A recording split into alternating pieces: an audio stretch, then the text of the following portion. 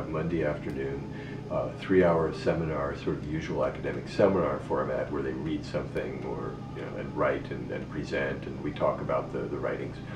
And then Tuesday evening we'd have the 2-hour required, call it a lab, but the dance component or the movement component really. I was fully involved for the entire semester, and he was fully involved. So it wasn't like I teach what I know and he teaches what he knows. We actually participated everything together. And for the student part, I think it was interesting to see a historian and dancer working together. A lot of people talk about interdisciplinarity. I think Bill Johnston and ACO practice it at a level that very few other courses do on our campus. Why? Is because you have 2 faculty members from 2 very different disciplines co-teaching. It is not art in the service of history or vice versa. They are creating the syllabus together. They're creating the curriculum together. We're telling students that these are both means of knowing and understanding this material that are of equal weight. I think also the interdisciplinary approach makes lots of discoveries that is not prescripted. I think it allows students to be very creative. And I think creativity often brings more motivation.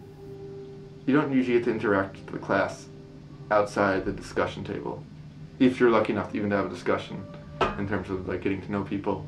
And this you get to see how everyone else moves, and a lot of the stuff is interactive.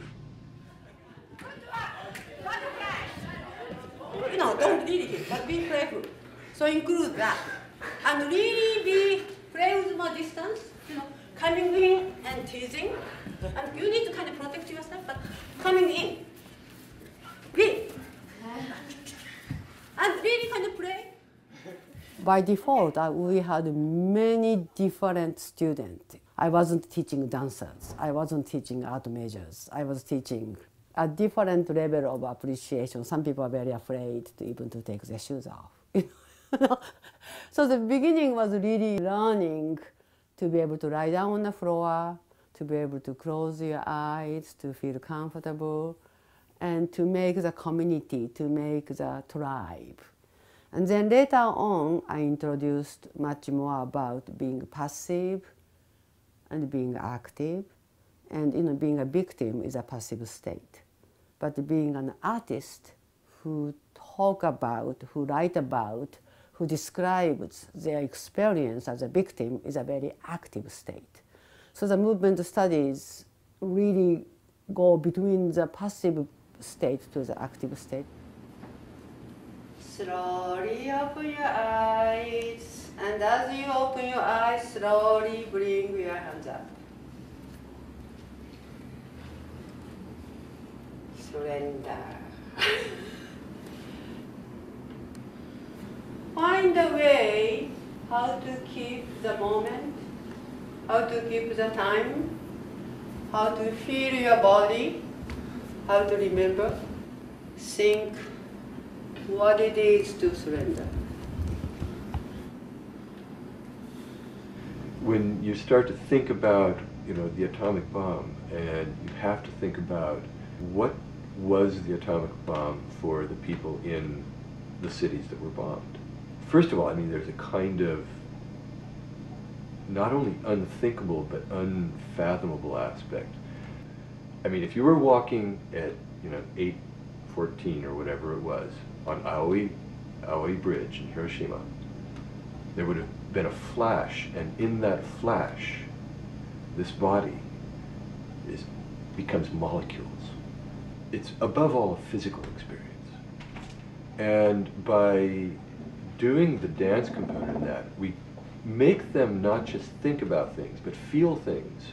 And by doing that, it opens up a window that they can start to empathize with the experience that the people who experienced the atomic bomb had.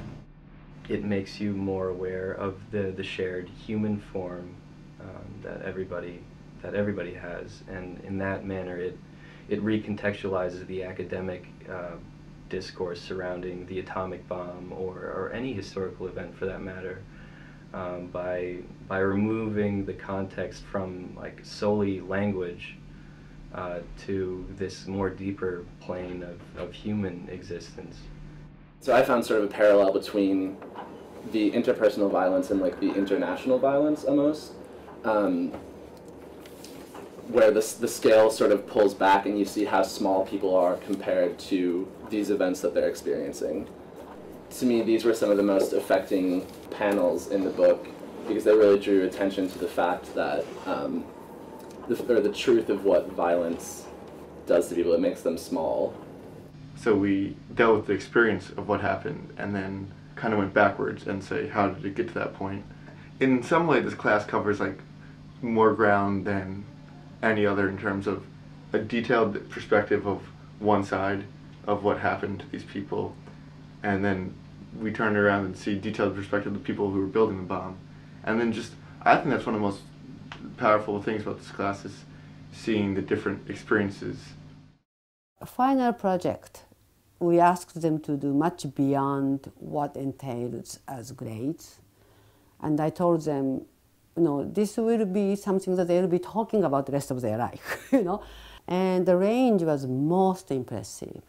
Some person created comic strips, comic book, using the most devastating story. Many people did a more physicalized performance element, which was very, very moving. Many people did a research paper, which was more about scientific research about radiations, about hydrogen bomb. I think the combination, balance between performative work and research work was brilliant. I mean, we had about half of people, more than half of people were doing some kind of combination. They had to do the research, but they also had presented it very creatively.